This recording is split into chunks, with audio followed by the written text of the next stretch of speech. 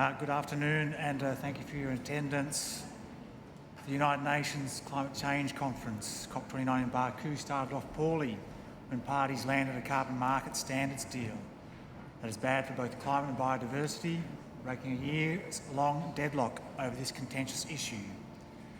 The deal comes 2 weeks after the CBD COP16 in Colombia, which delivered new protections and progress on the integration of biodiversity and climate action. It is more urgent than ever to connect climate and biodiversity action, and we are here today to discuss the need for this synergy at COP29, as well as cover the progress made at COP16. I'd like to introduce our speakers here today. Firstly, I'd like to introduce Iqbal, a forest campaign from Greenpeace Indonesia, Anne Lambrechts, biodiversity policy expert at Greenpeace International, and a special welcome to Erica Lennon, senior attorney from the Centre for International Environmental Law, and Camila Jardim, climate policy specialist at Greenpeace Brazil. I'd like to hand over to Iqbal, who will tell a personal story from Indonesia. Hello, I'm Iqbal Damanik. I'm from Greenpeace Indonesia. I was born and raised in around a forest in North Sumatra, far away from Jakarta, the capital city of Indonesia. And when I was a kid, I saw how the forest destroyed. I saw every day in front of my house the big truck with the large log passing in front of my house every day. And when I joined with Greenpeace, I saw this has not happened only in my hometown. This has happened in many places around the world. And forest fires, floods come, climate crisis come now. And we know in Indonesia, forest and land fires occur every year. October 2023, and Indonesia is burning again as a peatland and logging concession area spread toxic smoke haze across South Sumatra. The blazes and the fumes cause significant impact and losses, including health problems such as chest tightness and respiratory difficulties. But this time, the swift-led bird house of local resident Pralensa is destroyed. This bird of house great symbolic of value and still pains him to recall now he finds it reduced to debris and ashes. This is what left, like you can see on the picture, charcoal and melted from solar panel. Evidence of the impacts of deforestation, fires, and ensuing climate impacts.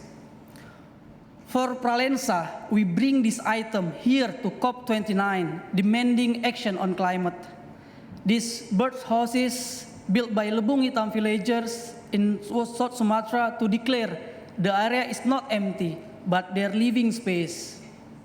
He is now building a new sweepless house, a picture of resilience. This is a story among many, and here in COP29, the nature destroyers and fossil fuel polluters causing our planetary crisis need to be held to account. And local community need the support. They need to be a sovereign part of the solutions. Here at COP29, not enough attention is given to those that suffer already now from the severe impact of climate change, related extreme weather events, and the result of forests and other ecosystems. Forests are burning worldwide, and forest fire now result in nearly 6 million more hectares of tree cover loss per year than they did in 2001. An area roughly size of Croatia, nearly 12 million hectares.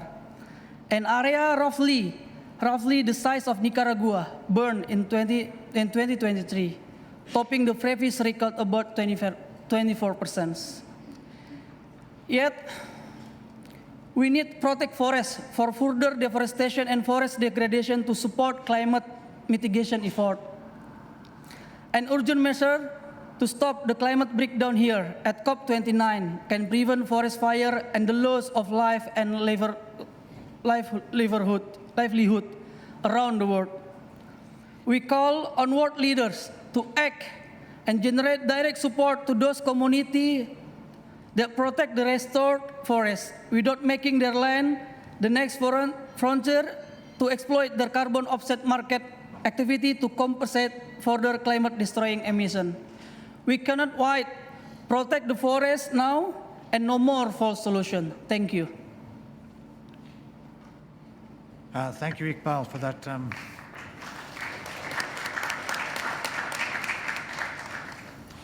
I hand the floor now over to Anne from Greenpeace International.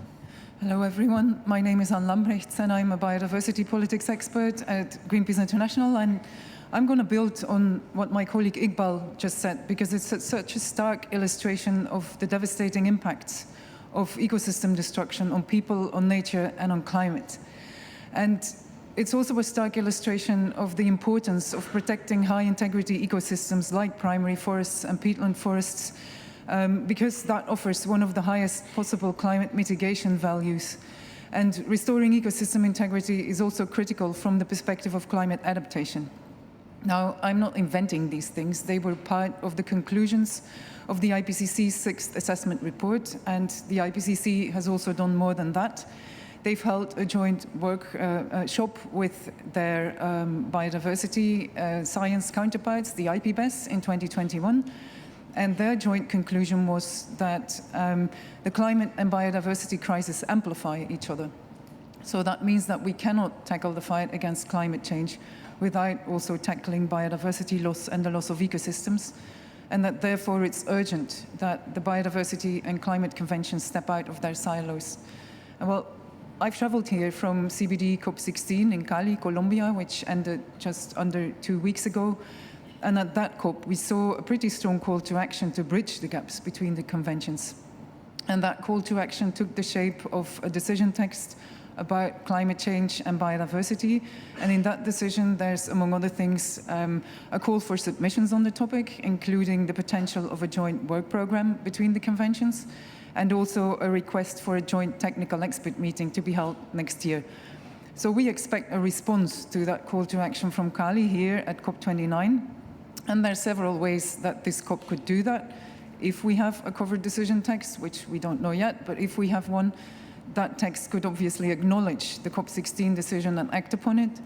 But there's also different existing work streams here, like the joint mitigation work program, the further work on the global stocktake, the global goal on adaptation.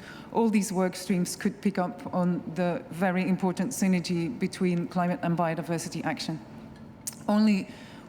The COP's only just started, so we remain hopeful, but so far, Baku hasn't yet picked up the phone when Kali was calling, and what we have seen is a decision on standards for a carbon market mechanism under Article 6 that goes in the direction of using, or I should say maybe abusing, ecosystems rather than protecting them for the generation of credits, which allows for offsetting, and that will only serve to extend the lifespan of a fossil fuel-based economy, which is exactly the opposite of what we need in terms of climate action. And what is actually even worse, some of these activities or these technologies can even be destructive for ecosystems. I'm thinking of the example of marine geoengineering, for example, and techniques like ocean fertilization, which can severely damage the food web in the ocean. And that means disturbing the web of life and the carbon cycle of the ocean, which clearly is not going to be good for climate nor for biodiversity. And it also contradicts rules agreed elsewhere, such as in the London Convention, London Protocol, that prohibit ocean fertilization. It also goes against CBD COP16 decision that calls for precaution, and that recalls CBD COP10 decision, which puts a de facto moratorium on that activity. So let this be a wake-up call to negotiators here at COP29 to pick up the phone when Cali calls, because protecting and restoring ecosystem integrity is the only way to make sure that ecosystems can continue to fulfill all of their functions, and that includes storing carbon, and that also includes acting as a barrier against impacts of climate change, so that we can avoid the devastating impacts that we have seen in Indonesia and in many other places in the world this year.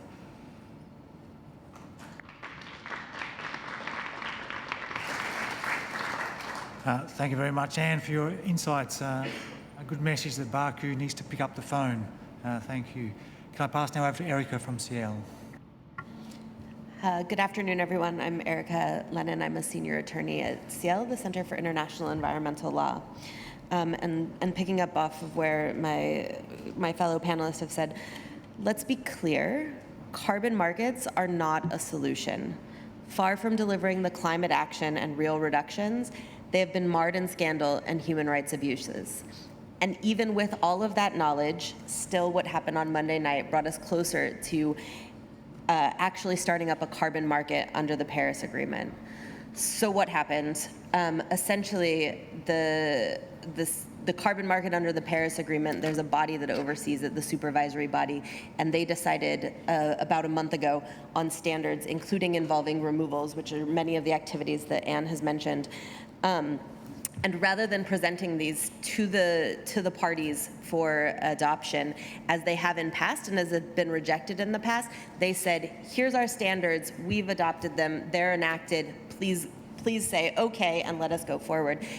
And that's exactly what the parties did, and they did it without any discussion, which is a really bad precedent, because it means that the decision on these destructive markets and the standards that they'll be following is in the hands of a 24-member supervisory body and not the parties to the Paris Agreement. And so that really takes it away from the party-driven process that we want to see, and did it on day one without having discussion, and that's really what we needed. We needed parties to be able to discuss these standards and discuss if this approach was okay.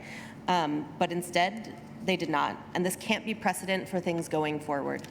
But aside from the process, the underlying documents that they are allowing to go forward are riddled with problems, and the same problems that led parties to rejecting them last year in Dubai.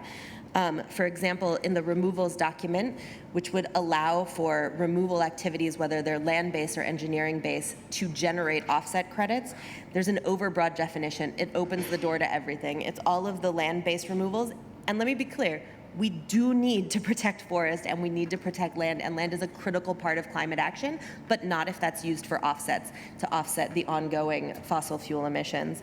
But it also opens it up to all sorts of geoengineering activities, whether that's carbon dioxide removal, direct air capture with carbon capture and storage, marine geoengineering, and things that there's a moratorium against in other bodies, as Anne has mentioned. It also has insufficient rules on monitoring and rules to address risk of reversal. And what reversals are, it sounds like just a technical word, but what it means is that if a forest burns that has been used as an offset credit, then those credits go up in smoke and we just have more CO2 in the atmosphere, and that's not what we can afford. And while the supervisory body has done some things to protect human rights in their sustainable development tool, which they've adopted, it's still missing key elements to ensure that human rights and the rights of Indigenous peoples are really protected, including not really addressing land rights and issues of land tenure, which we've seen as problems in carbon markets over and over again. But these aren't merely words on paper or a document on a UNFCCC website. Carbon markets have real impact on people, and loophole-riddled standards will only exacerbate these risks. But there's still time at COP29. Parties must take seriously now their role to provide real guidance to the supervisory body for the Article 6.4 mechanism and to close some of these loopholes. And that guidance needs to be rooted in science and human rights and international law and take into consideration what happened in Cali, what the London Convention has said. But even if parties provide this guidance, and even if it helps to guide the supervisory body to close some of these loopholes, that doesn't make carbon markets a solution. Carbon offsets are nothing more than pollution credits that prolong the fossil economy, and they aren't climate finance. We're at a finance COP, and we're talking about providing finance, and that's not carbon markets. We're in a climate emergency, and we can't afford distractions. We need real action, which means fully phasing out fossil fuels fast, fair, and forever, and providing real public rights-compatible climate finance to enable the transition we need to a just and sustainable future. Thank you.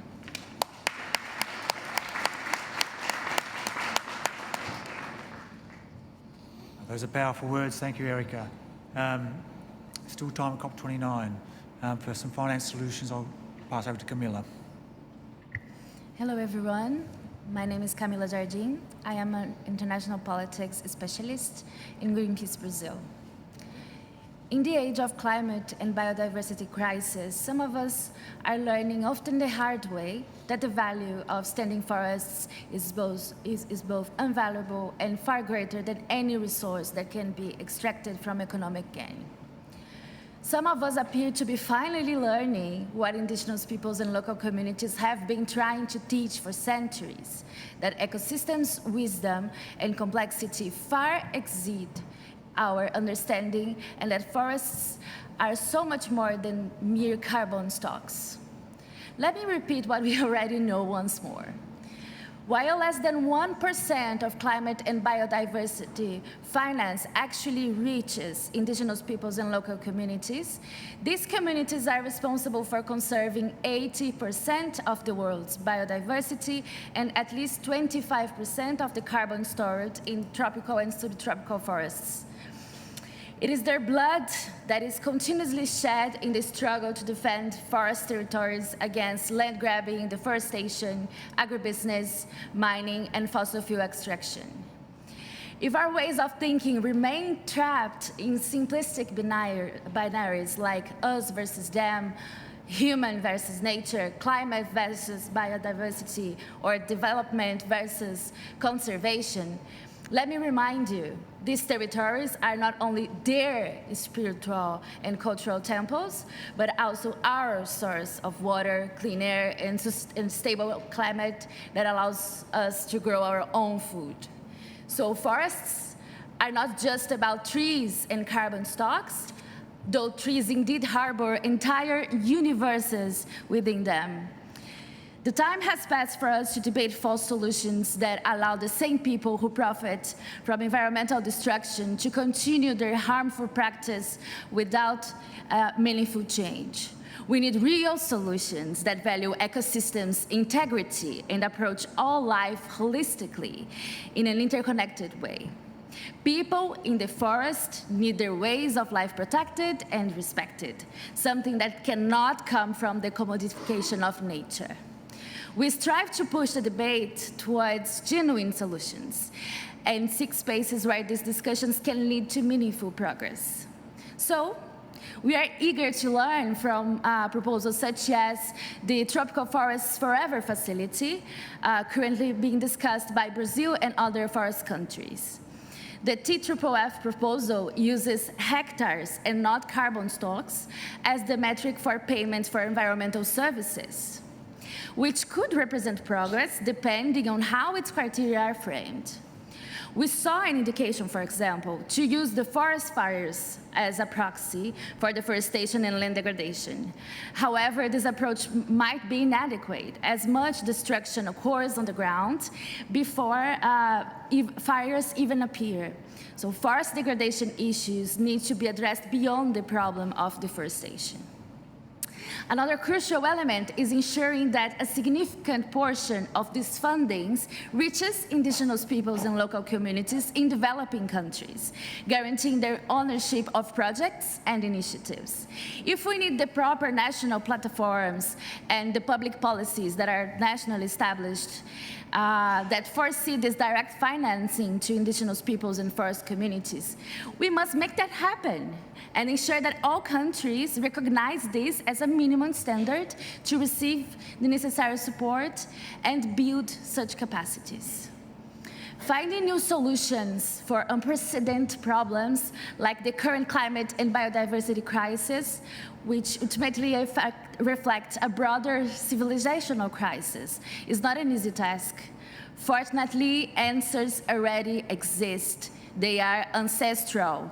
They are protected and carried on by indigenous peoples and local communities. It's time we truly learn from what they have to teach us. Thank you.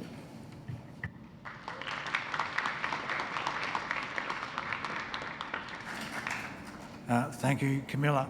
That concludes our panel discussion. I'd like to open the floor up for questions. If you could introduce yourself and your organisation if you do have a question, please.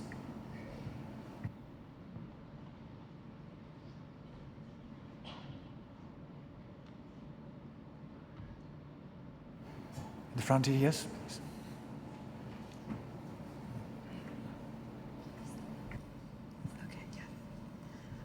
Hi there, my name is Emma. I am here with the UK Youth Climate Coalition, and my question is about conflict of interest within the UNFCCC, and what do you think about fossil fuel lobbyists being present in the scene?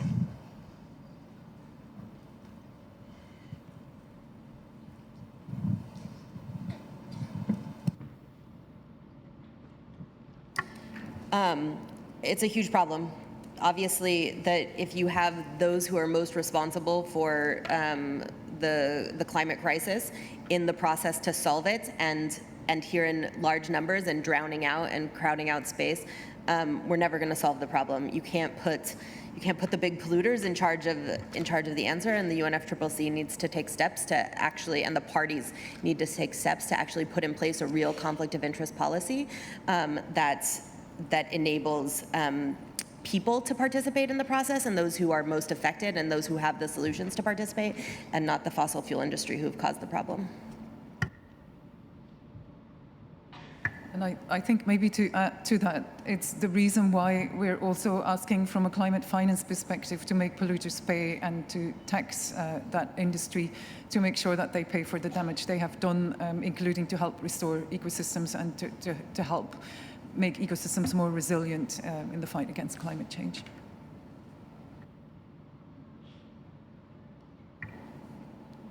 Down the front there, please, yes. Hi, it's Tanaka from Energy Intelligence. I had a question on Article 6, which you mentioned. You said it was done in a hasty process and due process was not followed. It's been delayed for quite a long time, and it's gone back and forth several times. Any reason why you think it happened so easily?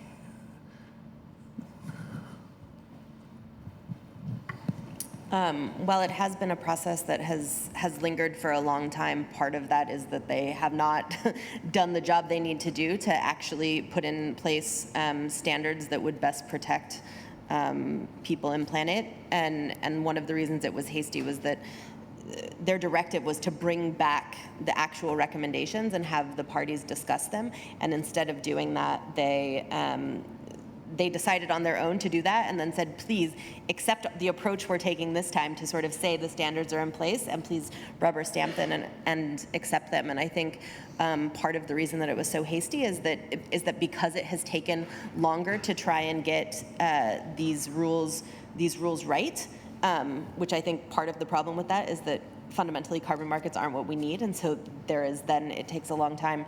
And I think it happened quickly because people are tired that it's taken so long. I think they're tired of doing some of this, and I also think that parties and the presidency sort of were like, look, last year we started and we thought we had a win with the loss and damage fund, and so this year they were like, let's have a win, but adopting carbon markets and really loophole riddled rules for carbon markets is not a win. It's definitely not a win for the climate or people or planet.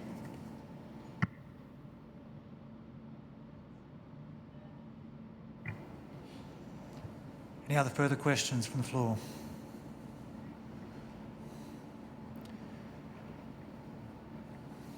In the front, down the back there, please. This will be our last question, thank you. Okay, yes, hello. Thank you very much for all the issues you raised. I think they were very on point. I was just wondering, in the case where we have very unsatisfying carbon market standards, and it's kind of going that way, what kind of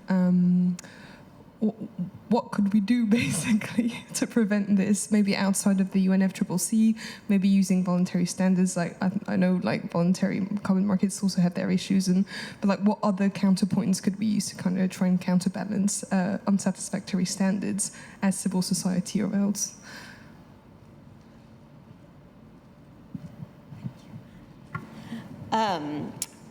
I mean, I think one thing that can be done is that here there is still the opportunity for parties to actually provide guidance to the supervisory body to close some of these loopholes and to tell them what they want to see to try and have more quote unquote integrity in the Paris Agreement carbon market. And I think as civil society, we can certainly make our voices heard and push parties to do that here, which I think is one thing. And I think the more pressure there is to really have standards under the Paris Agreement and as well as in the voluntary carbon markets, and to really make to really point out the flaws in that system, the more we'll be able to get either better standards or not have people rely on these false solutions.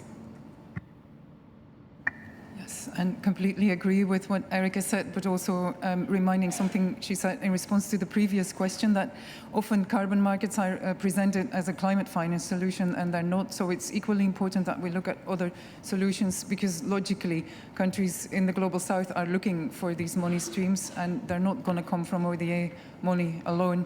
So making polluters pay is one way to do it. Also looking at alternative options like the Tropical Forest Forever facility that Brazil tries to develop is another option. And also looking at what is being developed in other spaces like the Biodiversity Convention in terms of making companies stop taking for free from nature. For example, another decision that we saw at COP16 to make pharma industry and big agriculture industry pay for digital data they use from natural resources. That's all different ways of finance that are alternatives to the belief that carbon markets will deliver the finance necessary to fight climate change and to protect biodiversity. Thank you very much for all our speakers. That concludes our press conference today. Our speakers are available outside the press conference room for further questions if you'd like, and you know where to find us if you'd like follow-up interviews. Thank you.